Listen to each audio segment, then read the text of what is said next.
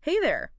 Welcome in. Today, we're taking you straight to Mexico City for a historic event, the inauguration of Claudia Sheinbaum Pardo. Mexico's first female president. Exactly. But you know what makes this deep dive so fascinating? I'm very curious. It's how this modern political moment is so intertwined with these ancient indigenous traditions. It's like watching two timelines converge. Yeah, you don't see that every day. Right. A leader being sworn in with centuries-old rituals Exactly. woven into the ceremony. It really makes you wonder, what's the deeper meaning? What's going on here? So we're diving right into the inauguration ceremony itself, and you might expect the usual oath, Right, right. on a dusty old book, but Putting their hand on something. instead, indigenous leaders, they conduct this traditional ceremony to bestow their blessing and support on the new president, Okay, and the symbolism, let me tell you, I bet. it's incredible. I was reading about this. It's really something. Okay, so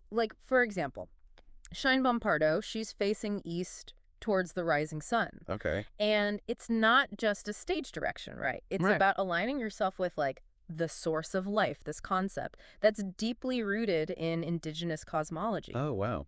It's very symbolic. And then there's the invocation of nahuales. Nahuales. Nahuales. Now, for those who maybe aren't familiar with this, Yeah, fill us in. these are powerful nature spirits, kind of like guardian entities, deeply woven into indigenous belief systems. So she's drawing strength from these ancient beliefs. Seems like it, right? But it's got to be more than just symbolism, right? Yeah. What's the meaning here? This ceremony, it feels like a powerful statement about the relationship between the Mexican government and its indigenous communities. Oh, absolutely. Because you have to remember, there's a long and often painful history Oh, yeah. between the Mexican government and its indigenous populations. I mean, this ceremony with its prominent placement, the powerful symbolism, it feels like a conscious attempt to at least acknowledge and honor those traditions. Oh, okay, so maybe a step towards reconciliation. Yeah, maybe. Or it could also be interpreted as a strategic move, Right. a way to signal inclusivity, right? Yeah. To connect with a broader segment of Mexican society. But regardless, I think it definitely sends a powerful message, both internally, within Mexico and to the world. It says, this is who we are as a nation. We're embracing our indigenous heritage. And it doesn't stop there. One of the most striking moments, at least for me, was when a woman addressed Sheinbaum Pardo directly in an indigenous language, calling her sister. Wow. Now, the source material, it doesn't actually identify the specific language, Mm. which honestly makes it even more intriguing to me. Yeah, for sure. It just shows you It does, right? how diverse Yeah. indigenous cultures are in Mexico. It adds this layer of mystery, but her words, they cut through any language barrier. She says, "You are the voice of those who had no voice, the hope we had." Wow. Chills. You feel the emotion, Right. the weight of history Yeah. in that statement. It's like she's speaking on behalf of generations who've been marginalized, Right. finally being seen, finally being heard. I think that's exactly right. Yeah. And the fact that this message comes before Sheinbaum Pardo outlines her own vision Right. is crucial. It's like she's acknowledging the need to listen to these voices first, Yeah. to understand their struggles, their aspirations, But- before setting the agenda for the future. Like a symbolic passing of the microphone. Exactly. Exactly. Yeah. Couldn't have said it better myself. A recognition that true progress can only happen when everyone has a seat at the table. 100%. And then we have this other powerful moment with Virginia Okay. stepping forward.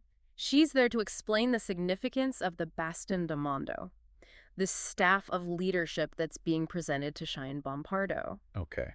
Now, this isn't just some ceremonial prop. Right, absolutely not. This is a big deal. Well, what is it? The Baston de Mondo. It's a powerful symbol in many indigenous cultures, representing authority, wisdom, and the responsibility to lead with the community's well-being at heart. So it's like this physical embodiment of ancestral knowledge and the duty to serve the people. Exactly. Wow. That's a great way to put it. And when she calls it a living link to the past, you really feel that connection to generations of history, Right. being passed on in that moment. Talk about pressure. Right, yeah. She is basically entrusting Sheinbaum Pardo with the hopes and aspirations of countless generations who came before. And the fact that she uses this ancient tradition while addressing, the first female president, It adds another layer to it, doesn't it? It does, because it makes you think about how traditions evolve. Right. And what it means to lead a country that's trying to balance this rich history with its hopes for the future. Yeah, how do you balance tradition with progress? Exactly, yeah. Big question. And that leads us perfectly into the next part of our deep dive, where Sheinbaum Pardo outlines her vision for Mexico, outlining 100 policy points. Wow, 100. 100 policy points for her administration.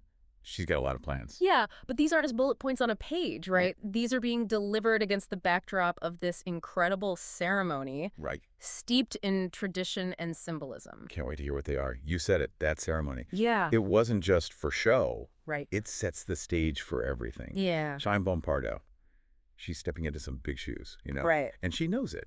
And that's immediately clear when she starts talking about her 100 policy points. Right. Her 100 points. Yeah. This isn't just a laundry list of promises. Right. It's framed as the second floor of the fourth transformation. Okay, I have to admit, when I first read that, Yeah. I thought second floor, is that like, I don't know, a metaphor for more of the same, just higher up? Right. But knowing what we know now about how much emphasis Yeah. she's placing on tradition, on legacy, all of that, Right. what does this fourth transformation even refer to?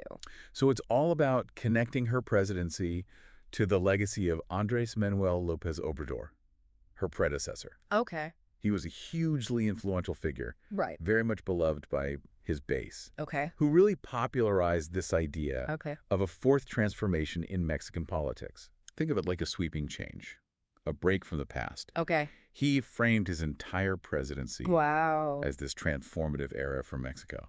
So by calling her agenda the second floor, she's signaling that she's building upon that foundation.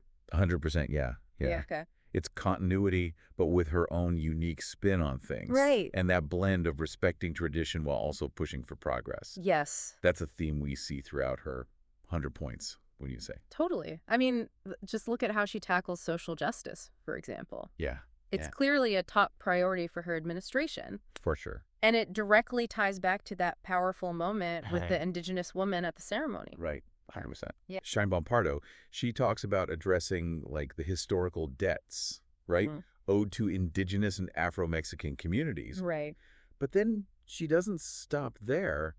She goes on to emphasize women's rights, LGBTQ rights, combating all forms of discrimination. It's very inclusive. Yeah. Yeah. Very much like everyone has a place Yeah. in this vision of Mexico's future.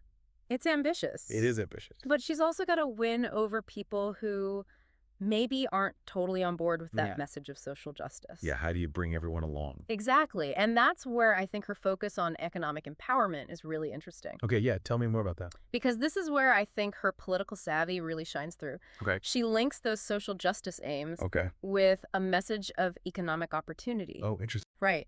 So things like supporting small businesses, promoting technological innovation, Makes sense. ensuring fair wages, protecting labor rights. Right. These are all things that resonate with a much broader swath of the Mexican population, Right.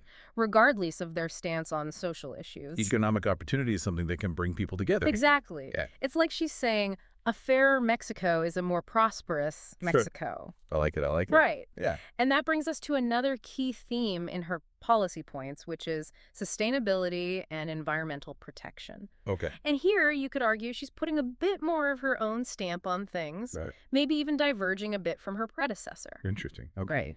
I Right. mean, investing in renewable energy, combating pollution, promoting responsible resource management, Yeah, these are crucial issues. especially for a country as geographically and ecologically diverse as Mexico, right? Absolutely. Absolutely. And it feels very much in line with that ancient respect for nature Right. that we saw woven into the inauguration ceremony. Right. It all ties back. Right. Yeah, I'm with you. So it's a nice little, It's a nice bit of symmetry there. yes, symmetry. Thank you. But it also makes sense strategically. Right. Mexico, they're particularly vulnerable to the effects of climate change. Right. Absolutely. And these policies, if implemented successfully, Yeah. I mean, this could position Mexico as a leader in sustainability. It's like she's betting on a green future, Yeah, both for Mexico and for the planet. 100%, yeah. Right. But of course, no political agenda is complete without addressing the big one, right? Security. And this is where things get really interesting. Okay, how so? Because she's going against the grain, right? Okay. For decades, Mexico has been grappling with drug cartels, organized crime, Right. and the default response has been this war on drugs approach. Right. The U.S. has been heavily involved in that, too. Exactly. And Sheinbaum Pardo comes right out and says she is rejecting that approach. Wow, okay. Instead, she's advocating for a focus on the root causes of violence and crime. Which are? So, poverty, inequality, lack of opportunity. It's a more, like, holistic approach. Exactly. Interesting. It's risky, no question. It is risky, especially given the very real dangers posed by organized crime. Right. But it takes guts to stand up and say, we're doing things differently. It does. She's acknowledging that the old ways haven't worked. Exactly. So it's a high-stakes gamble for sure, but one that could potentially redefine Mexico's approach to security. Right. And maybe even their relationship with the United States, you know. Oh, for sure. But those are just the broad strokes, Yeah. the big picture. The big picture themes. What really brings these 100 points to life are the little details, wouldn't you say? The little details, yes, 100%. Like those little things that make you go, oh, okay, I see what you're doing there. Exactly. They make these policy points feel less like a political document and more like a blueprint for how people hope to experience these changes Yes. in their daily lives, right? Exactly. And there are some real gems in there, little nuggets that give you a glimpse into her thinking and priorities. What? Like, for instance, the government's plan to develop a 100% electric car. Okay, I have to admit, when I read that, I was like, okay, that's ambitious. But then I saw that it's not just any electric car. It's going to be called the Leah. Okay. Designed and built entirely in Mexico. Wow, that's fascinating. Right. On so many levels. On so many levels. You got the obvious environmental implications. Right. Ties back to her focus on sustainability. Exactly. But then there's the emphasis on Mexican innovation. Right. And manufacturing. It's a statement about self-reliance. Yes. About competing on a global stage. Yes. It's saying that Mexico isn't just a source of cheap labor, but a hub of technological development. 100%. And it's a bold goal, no doubt about it. But then she follows it up with something that is both incredibly specific and surprisingly relatable. A promise to eliminate potholes on 4,000 kilometers of federal highways within her first year. Talk about a campaign promise you can actually see. Right. That's one that probably resonates with anyone who's ever driven on Mexican roads. Yes. But it also speaks to this idea of focusing on tangible improvements Yes.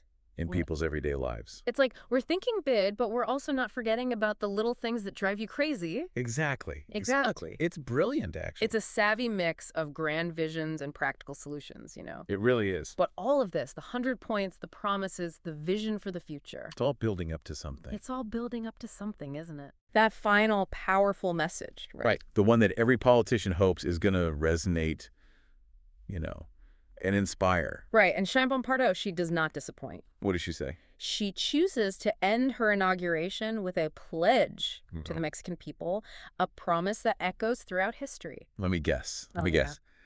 I will not lie, I will not steal, Yes. and I will never betray the people of Mexico. Yeah, got it. I knew it. Short, simple, It's a classic. but so powerful, right?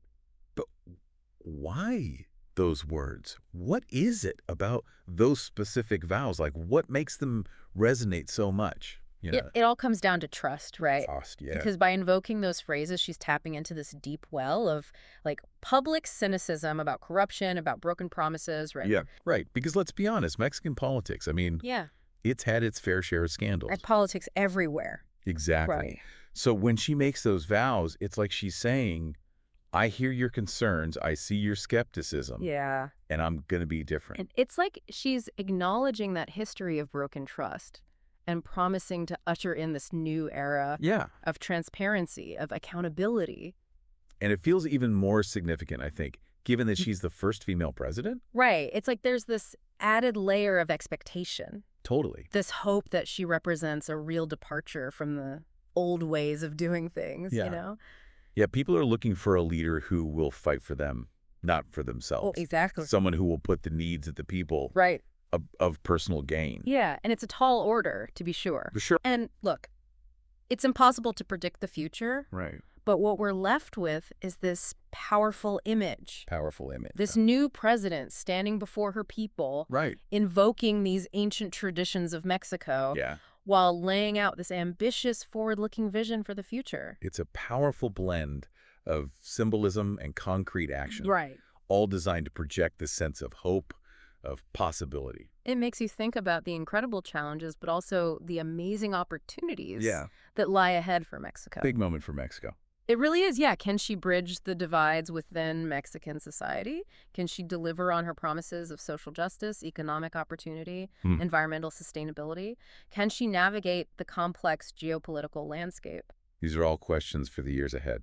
They really are. But for now, we have this moment, this snapshot of a nation at a crossroads, Yeah. grappling with its past, but striving for a better future. And that's what makes it so fascinating to unpack, right? It really, really is. It's not just about one woman assuming office, but it's about a country trying to define itself for the 21st century. And what's remarkable is how this deep dive has taken us from ancient rituals to electric cars, from calls for social justice to promises of a brighter economic future. Wow, what a ride. I know, right? All right. And it's a reminder that progress isn't always about these grand revolutions. Sometimes it's about the slow, steady work of building a better tomorrow. One step at a time. One step at a time, one policy at a time. One pothole at a time. Maybe even one less pothole at a time. Exactly. There you go. And sometimes it's about weaving together those ancient threads of tradition with the bold aspirations of a nation ready to embrace the future, wouldn't you say? Beautifully put. Couldn't have said it better myself. And on that note, we'll leave you with this final thought. What other unexpected intersections of history and progress might be just around the corner, both in Mexico and beyond? Until next time, keep those deep thinking caps on and keep exploring the world with us.